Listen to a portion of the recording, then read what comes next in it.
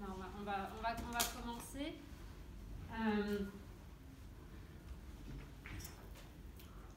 Le 1er janvier 2016, 17 objectifs de développement durable sont entrés en vigueur dans le monde.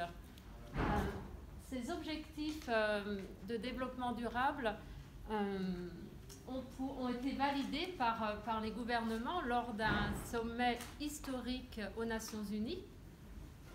Et ils sont très particuliers puisqu'ils font appel au gouvernement, au secteur privé, à la société civile et aux individus. Alors l'idée, c'est que chacun individuellement, nous pouvons agir pour ces objectifs.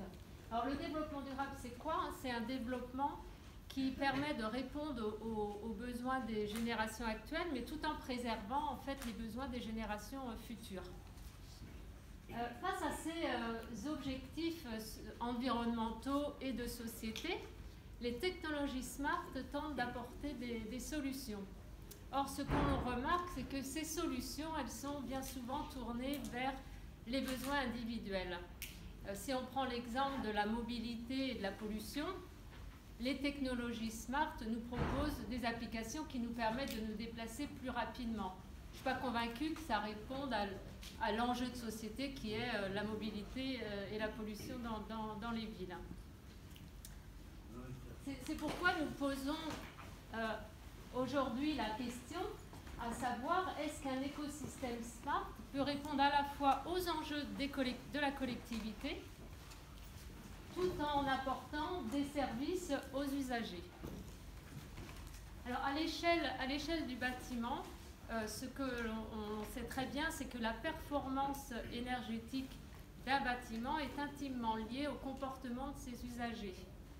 C'est pas parce qu'on met une technologie ultra performante dans un bâtiment que l'on va se substituer à l'usager.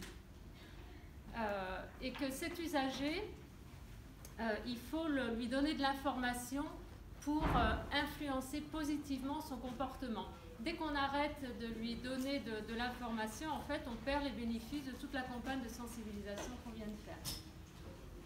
À l'échelle du territoire, je pense qu'un individu ne va pas aller chercher l'information au sujet de la gestion énergétique de son territoire pour savoir comment il doit se comporter.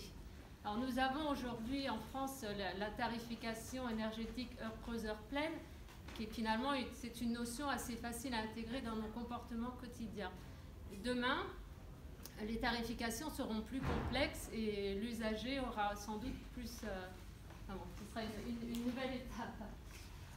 Avec Laurent Vigneault et David Chotard, ce que nous proposons de faire ce matin, c'est d'illustrer à travers d'exemples vécus chez Artelia comment la Smart City, la Smart Building et le Smart Grid peuvent répondre à des enjeux collectifs de société tout en apportant un service satisfaisant aux usagers.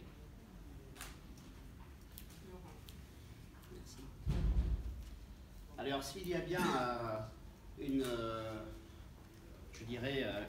un endroit où s'entrechoquent en fait les intérêts collectifs et les intérêts individuels, c'est bien à l'échelle de la ville. Et je crois qu'on l'a déjà largement déballé et exploré ce matin. Nous, ce qu'on voulait vous restituer, c'est une expérience. Donc, on a eu effectivement l'opportunité de modéliser une ville entière à Santiago du Chili. C'est le simulateur français de la ville durable. Et en deux mots, quelques enseignements. C'est d'abord qu'aujourd'hui, dans nos villes, en fait, on a une énorme montagne de données numériques et qu'en fin de compte, le plus difficile, c'est pas d'accéder à ces données, c'est de les faire parler.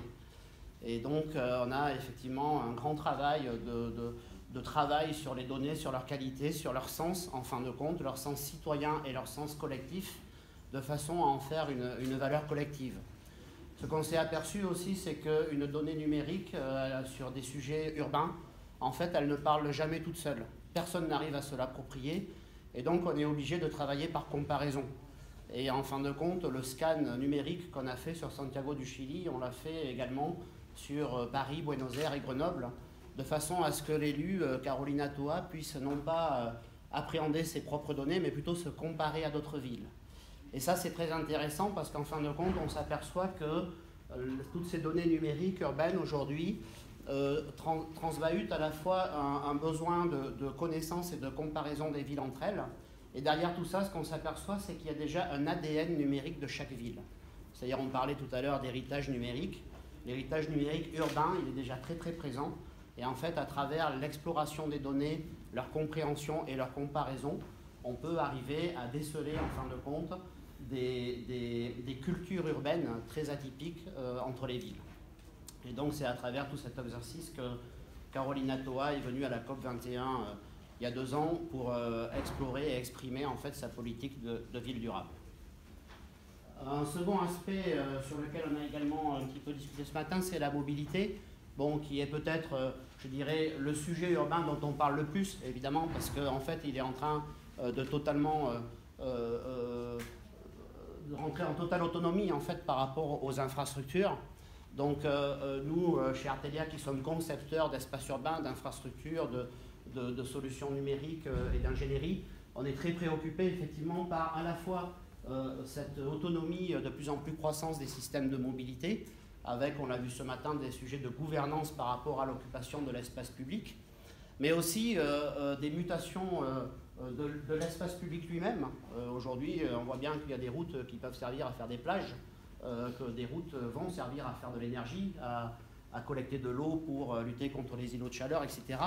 Donc en fin de compte, on a à la fois un univers numérique qui permet aux tous les vecteurs de mobilité de devenir plus autonomes, mais également des infrastructures qui, elles, donc, sont l'espace public, qui deviennent de plus en plus smart, de plus en plus habiles, avec des fonctions de plus en plus différentes par rapport à ce pourquoi elles ont été créées. Et donc c'est le lien entre ces deux univers qui nous préoccupe de plus en plus aujourd'hui pour arriver en fin de compte à faire des smart cities intelligentes.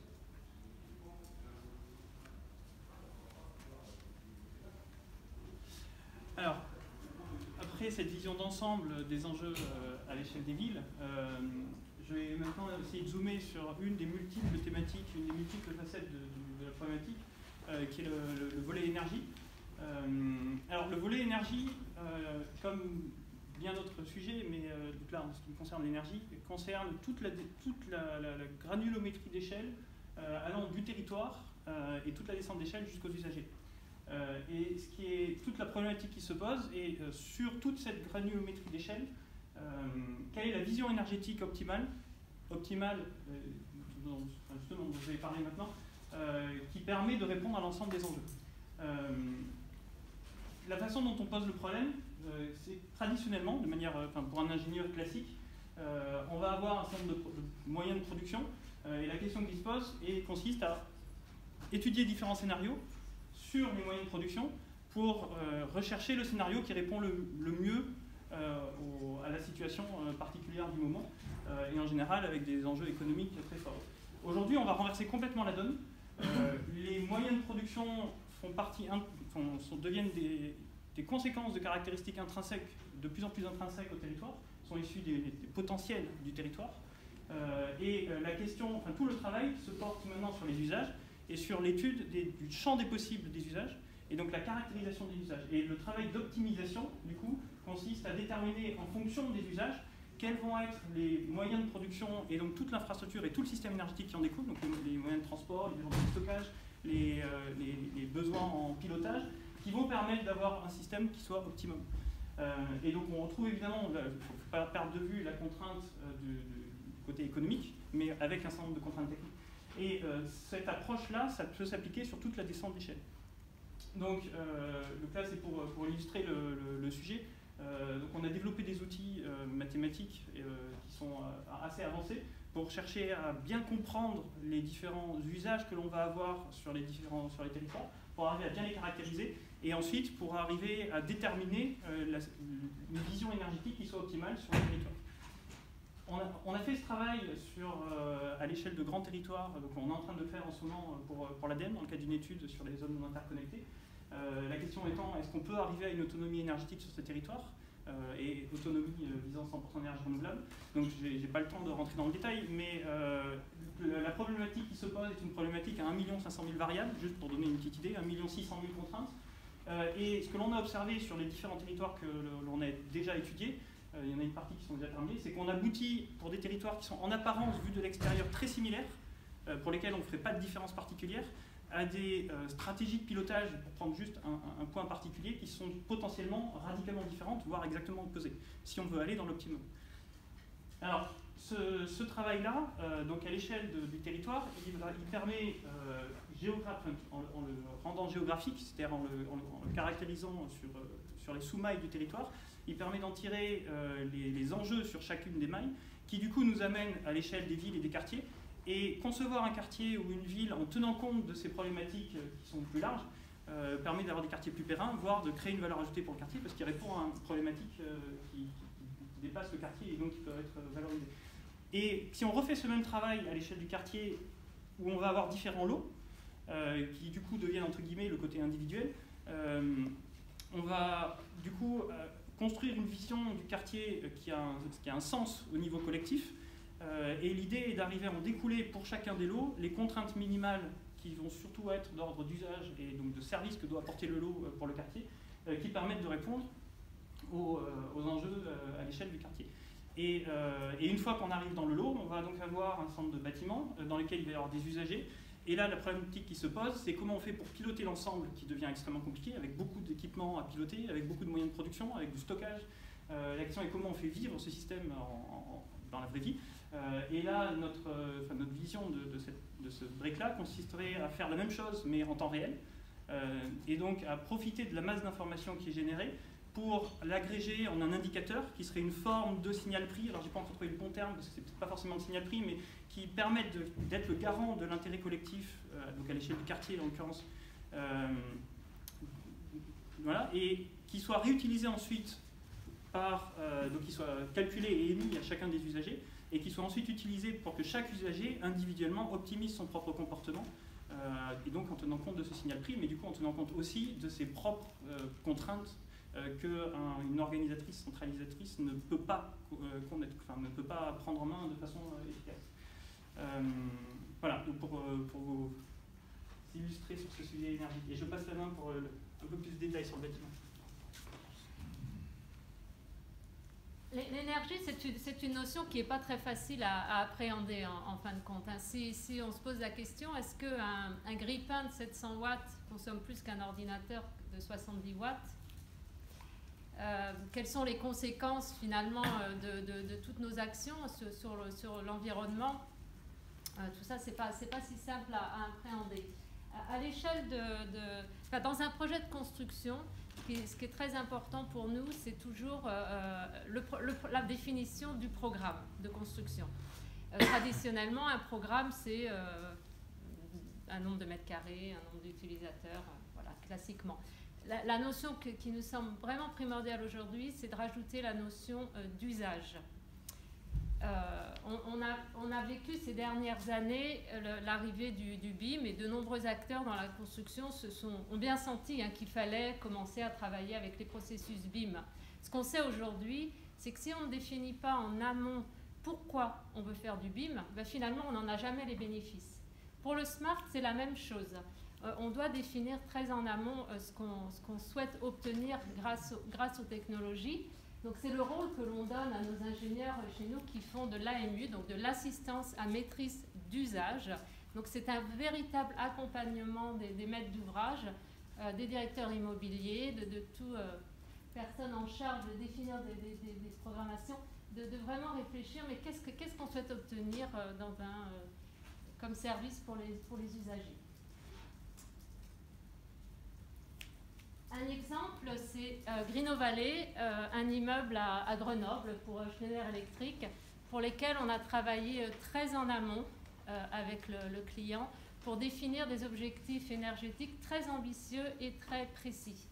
Alors, il a par exemple été... Alors, ce qu'on a défini, d'abord, c'est quoi le building smart dans ce cas? Donc, c'était un building efficace, flexible et productif. Ensuite, par exemple, il a été décidé que tout local réservable, lorsqu'il est inoccupé, doit être mis au repos énergétique total. Alors ça paraît simple dit comme ça, mais imaginez un local qui peut être isolé, entouré de d'autres locaux qui sont occupés. Eh bien, ce local-là, il faut mettre toutes les énergies au repos les prises électriques, la climatisation, l'éclairage, etc. Ce qui a été aussi défini comme objectif, c'est que le site lui-même doit aussi être mis au repos énergétique lorsqu'il n'est pas occupé. Donc tout ça, on a pu le faire parce qu'on a travaillé très en amont. Et les objectifs sont atteignables. Enfin, ce qu'on peut voir, c'est que c'est vraiment en fonction de ce que font les occupants en fait dans le bâtiment, le comportement des occupants et le suivi énergétique. Donc pendant toute la période de mise en service, on a aussi effectué un suivi de la performance énergétique assez poussé et régulier.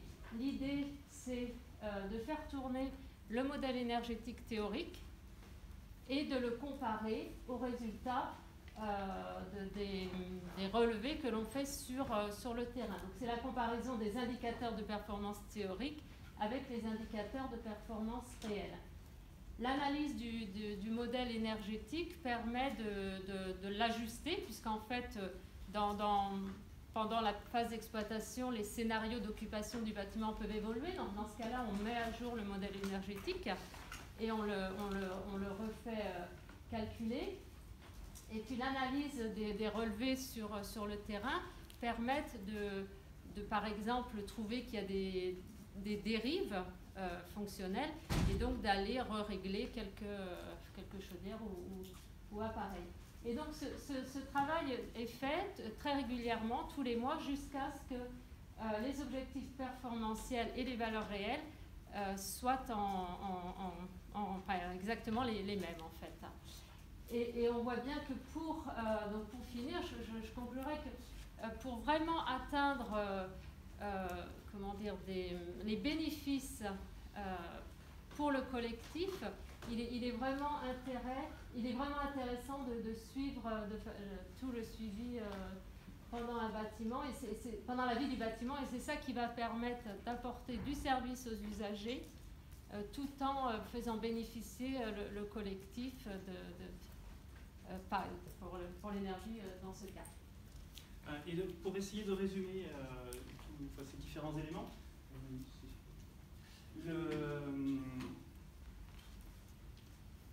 l'élément clé de tout ça est qu'il est nécessaire de tenir compte des différents contextes dans lesquels les technologies et les nouveaux services induits par ces technologies smart se développent sur un territoire.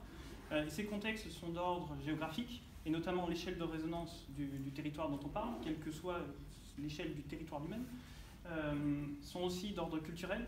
On va retrouver les modes de vie, on va retrouver l'histoire, qui vont avoir un impact sur la façon, qui doivent avoir un impact sur la façon dont ces services vont déployer. On va retrouver aussi des enjeux d'ordre de jeu d'acteurs, et là on retrouve le politique. Et c'est la mise en cohérence des enjeux individuels et collectifs vont passer par la prise en compte de ces différentes thématiques, de ces différents contextes. Alors il y a trois éléments clés à avoir en tête là-dedans, il nous semble. Le premier est lié à la donnée, c'est-à-dire que ces territoires sont les individus vont devenir de grands pourvoyeurs de données. Ces données vont décrire et vont caractériser le passé. À partir du moment où la donnée est générée, elle fait partie du passé. Et donc tout le travail à faire, et cette donnée va devenir le socle d'outils, et d'outils techniques de travail et d'outils de communication au niveau des collectivités, qui sont le garant de l'intérêt collectif, et d'une part, d'autre part, on a un deuxième axe qui correspond aux nouveaux services qui vont s'appuyer sur ces données. Donc ces nouveaux services sont évidemment à destination des individus, mais ils sont aussi des opportunités pour le territoire, et tout l'enjeu est de correctement intégrer ces opportunités dès les études amont stratégiques au niveau des territoires. Donc dès la mise en place des politiques et des visions énergétiques, si je prends l'énergie, mais c'est vrai pour en réalité tout, sur les territoires. Et en faisant ça, à cette grande échelle-là, on peut ensuite accompagner toute la descente d'échelle et faire en sorte que l'usager individuel qui va bénéficier de ces services en bénéficie sans mettre à défaut l'intérêt collectif. Et le troisième point qui découle juste après, c'est le suivi. C'est-à-dire qu'à partir du moment où la donnée est là, on peut du coup faire un suivi fin.